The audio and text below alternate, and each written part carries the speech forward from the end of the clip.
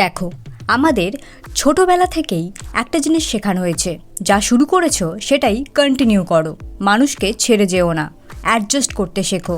Relationship বা ফ্রেন্ডশিপে sacrifice করতে হয়। এই জবটা ছেড়ে দিলে তোমার কপালে কষ্ট আছে। এই কথাগুলো সবসময় যে ভুল সেটা আমি বলছি না, বাট প্রবলেম তখন শুরু হয় যখন স্যাক্রিফাইস করতে করতে তুমি নিজেকেই হারিয়ে ফেলো।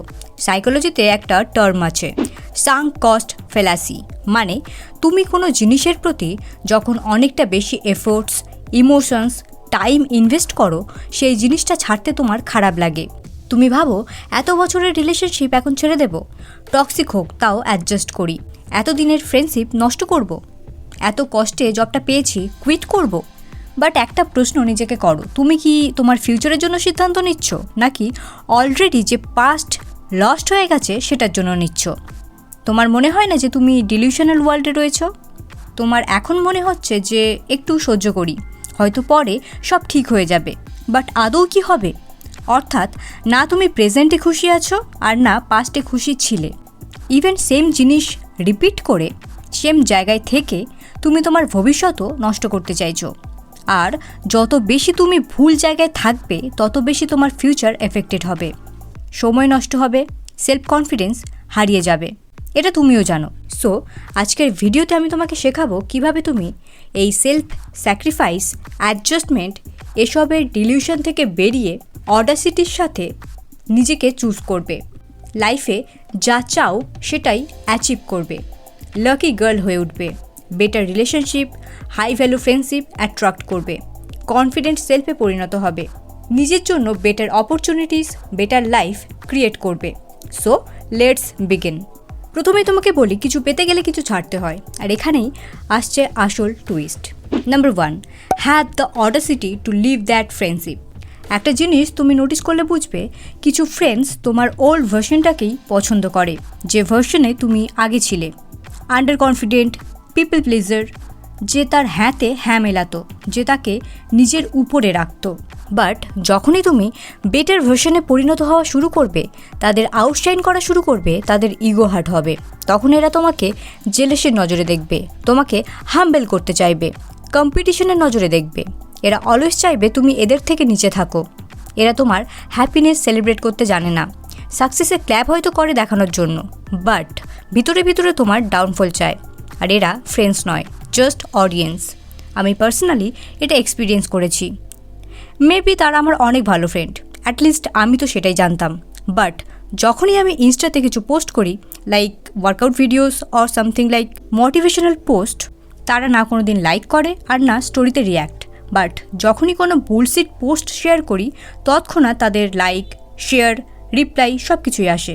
ইট মিনস তারা চায় না সামহাউ আমি তাদের থেকে আগে চলে যাই, উপরে চলে যাই। তারা চায় না আমি ইনফ্লুয়েন্সারদের মতো পোস্ট করি, ওয়ার্কআউট ভিডিওস পোস্ট করি, বা ওয়ার্কআউট করি, গ্রেট ফিজিক মেনটেন করি। আই নো আমি যে একজন ইউটিউবার সেটা জানার পরেও বেশিরভাগ মানুষ খুশি হবে না। So as a big sister I am telling you, যত হিস্ট্রি তোমার সেই বন্ধুর সাথে তোমার থাকুক না কেন, যত বছরের ফ্রেন্ড সে তোমার হোক না কেন, যদি সে তোমার সাথে গ্রো করতে না চায়, উল্টে তোমাকে তাদেরই দলে টানতে চায়, তোমার সেলফ কনফিডেন্স ভাঙতে চায়, জাস্ট এন্ড দ্যাট ফ্রেন্ডশিপ। সব ফ্রেন্ডস লাইফ টাইমের জন্য হয় না, সো এটা অ্যাকসেপ্ট করো। আই নো ফ্রেন্ডশিপ ব্রেকআপ অনেক হার্টফুল, বাট তার থেকেও বেশি হার্টফুল যখন তুমি পিসকে স্যাক্রিফাইস করে মেন্টাল হেলথের প্রাইস চুকিয়ে কোনো ফ্রেন্ডশিপকে ধরে রাখো। Number 2, have the audacity to leave that job. আমি আমার একটা টক্সিক জব এক্সপিরিয়েন্স তোমাদের সাথে শেয়ার করছি। ইউটিউব স্টার্ট করার আগে আমার একটা কোম্পানিতে প্লেসমেন্ট লাগে, নাম বলবো না বিকজ এটা অনেক রেপুটেড। বাট সেখানে জয়েন করার পর আমি বুঝতে পারি যে বেসিক্যালি আমি একজন ইউজলেস। আমাকে বারবার বোঝানো হয় যে আমার কোনো পোটেনশিয়াল নেই, স্কিল নেই। জাস্ট বিকজ কোম্পানিটা অনেক ভালো তাই আমার উপর দয়া করে আমাকে সিলেক্ট করেছে, কোম্পানিতে রেখেছে। কাজের প্রেশার, তার উপর টক্সিক বিহেভিয়ার। ইভেন তারা পুরো চেষ্টা করেছিল আমার মেন্টাল হেলথের ধাজিয়া ওড়ানোর, সেলফ কনফিডেন্সের ধাজিয়া ওড়ানোর। আমি ভেবেও নিয়েছিলাম যে সত্যি হয়তো অন্য কোনো কোম্পানি আমাকে সিলেক্ট করবে না, আমার কাছে এই কোম্পানিতে পড়ে থাকা ছাড়া আর কোনো অপশান নেই। বাট সামহাউ আমি সাহস করে জবটা ছেড়ে দিই। অ্যান্ড ট্রাস্ট মি, এটা আমার লাইফের সবথেকে বেস্ট ডিসিশনগুলোর মধ্যে একটা। উইদিন 15 days আমি এর থেকে অনেক বেটার কোম্পানিতে জব পাই, স্যালারিও আমার পছন্দের পাই, এনভায়রনমেন্ট, জব কালচার সব কিছুই 10/10 পাই। So moral of the story, তুমি যদি এমন জায়গায় কাজ করো যেখানে প্রতিনিয়ত তোমাকে ইনসাল্ট করা হয়, এক্সপ্লয়েট করা হয়, তোমাকে ইউজলেস ফিল করানো হয়, কোনো গ্রোথ না থাকে, তাহলে সেখানে পড়ে থাকাটা সাহসিকতা নয়, ছেড়ে বেরিয়ে আসাটাই অডাসিটি। তবে আমি বলছি না আমার মতো ইম্পালসিভ হয়ে তৎক্ষণাৎ চাকরি ছেড়ে দাও, না, রেসপন্সিবল হও, সাইড বাই সাইড অন্য কোম্পানিতে ইন্টারভিউ দাও, সার্চ করো, সেভিংস করো, প্ল্যান বানাও, নতুন স্কিল শেখো, নিজেকে আরও বিল্ড করো, কমিউনিকেশনকে বেটার করো, দেন বেরিয়ে আসো। আরও একটা কথা, অফিসে শুধুমাত্র তুমি স্যালারির জন্য যাচ্ছ, এই কথাটা অলওয়েজ মাথায় রাখো। তাদের কোনো কথা পার্সোনালি নেওয়ার কোনো দরকার নেই। ওরা তো অবভিয়াসলি তোমাকে বলবে তোমার কাছে অপশান নেই এই অফিস ছাড়া, বিকজ ডিপ ডাউন তারা জানে যতটা চাপে ফেলে তোমার কনফিডেন্স ভেঙে এই টক্সিক জবে আটকে রাখা যায় তত তাদেরই লাভ। So don't fall for this trap. Number 3, have the audacity to leave your comfort zone. Golden tear এই গল্পটা তোমরা কম বেশি সবাই শুনেছ। বেসিক্যালি একটা পাখি যাকে সারা জীবন খাঁচায় রাখা হয় এবং খাঁচায় থাকতে থাকতে তার কাছে এটাই পৃথিবী হয়ে যায়। সে এতটাই কমফোর্টেবল হয়ে যায় যে খাঁচার বাইরে যে কোনো দুনিয়া আছে সে ভুলে যায়, তার যে দুটো উইংস আছে সেটাও সে ভুলে যায়, ওড়াটা যে পাখির বৈশিষ্ট্য সেটাও সে ভুলে যায়। এরপর খাঁচার দরজা খুলে দিলেও সে কখনো বাইরে বেরোয় না। সো আমরাও ঠিক এই পাখির মতোই, আমরা একই রুটিন, একই এক্সকিউজ, একই ফিয়ার, একই লাইফ বছরের পর বছর রিপিট করি।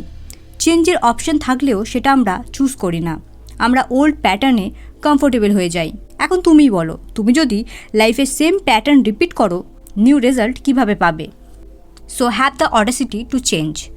নতুন শহরে যাও, জিম জয়েন করো, বিজনেস স্টার্ট করো, কন্টেন্ট ক্রিয়েট স্টার্ট করো, নিউ স্কিলস শেখো। আই নো প্রথম প্রথম ভয় লাগবে, মানুষ হাসবে, ফ্রেন্ডসরা সাপোর্টও করবে না, কিন্তু মনে রাখো এম্বারেসমেন্ট কয়েক মিনিটের বা কয়েক দিনের, বাট রিগ্রেট সারা জীবনের। Number 4, have the audacity to leave that love. অনেক কমেন্টস আমি এমন পাই যেখানে সবাই বলে, দিদি আমার বয়ফ্রেন্ড আমাকে কন্ট্রোল করে, পর্দায় রাখতে চায়, আমাকে স্বাধীনতা দেয় না, বন্ধুদের সাথে ঘুরতে দেয় না। অনেকে বলে তাকে অ্যাবিউজ করে, তাকে ইগনোর করে, চিট করে, ইভেন অনেকে তো এটাও বলে তার থেকে টাকা পয়সা নেয়। লাইক সিরিয়াসলি, এইসব ছেলেদের বয়ফ্রেন্ড বানিয়ে রেখেছো? কিসের এত ভালোবাসা যে এত টক্সিসিটি সত্ত্বেও তুমি পড়ে আছো? এটা ভালোবাসা নাকি একা থাকার ভয়? দেখো, অ্যাজ এ সিস্টার আমি তোমাকে বলছি, যত তাড়াতাড়ি পারো এমন রিলেশনশিপ থেকে বেরিয়ে আসো, না হলে রং পার্সনের সাথে সারা জীবন থাকতে থাকতে তুমি নিজের পার্সোনালিটি হারিয়ে ফেলবে। তুমি হাসতে ভুলে যাবে, নিজেকে ডাউট করা শুরু করবে, নিজেকে আগলি মনে করা শুরু করবে, নিজেকে বোরিং মনে হবে, তুমি ভাবতে শুরু করবে হয়তো সব সমস্যার মূলেই তুমি। বাট ট্রুথ হলো তোমার মধ্যে কোনো খামতি নেই, তুমি শুধু এমন জায়গায় পড়ে আছো যেখানে তোমার ভ্যালু নেই। আমি জানি আমরা সবাই নতুন রিলেশনশিপ স্টার্ট করতে ভয় পাই, পুরানোকে ত্যাগ করতে ভয় পাই, আমাদের মনে হয় আবার নতুন করে শুরু করব, কারণ নতুন কিছু শুরু মানে আনসার্টেনিটি। কেউ গ্যারেন্টি দিতে পারে না যে সেটা কেমন হবে, বাট একটা গ্যারেন্টি আমি দিতে পারি, শুরু করলে কিছু বদলাবে, আর শুরু না করলে একই জায়গায় থাকবে। ভাবো তুমি একটা বই পড়ছো, প্রথম 10টা পৃষ্ঠা তোমার পছন্দ হয়নি, তুমি কি শুধু সেই কারণেই বাকি 100টা পৃষ্ঠা একই হবে এটা ভেবে নেবে? অবভিয়াসলি নেবে না। লাইফও ঠিক এমনই, তোমার বয়স 22, 25, 30 বা 40 যাই হোক না কেন, তাতে কিছু যায় আসে না। Toxic relationship, toxic job, friendship end করার এবং নতুন কিছু শুরু করার সঠিক সময় হয় না, সঠিক সময় তৈরি করতে হয়। Number 5, have the audacity to leave your old identity. দুনিয়ার সবচেয়ে কঠিন কাজ এটাই। অনেক মানুষ নতুন জীবন চায় কিন্তু পুরানো আইডেন্টিটি ছাড়তে চায় না। তুমি হয়তো এখনও নিজেকে সেই মানুষটাই ভাবো যাকে একটা সময় রিজেক্ট করা হয়েছিল, যাকে নিয়ে স্কুলে মজা করা হতো, যাকে সবসময় বলা হতো তুই পারবি না।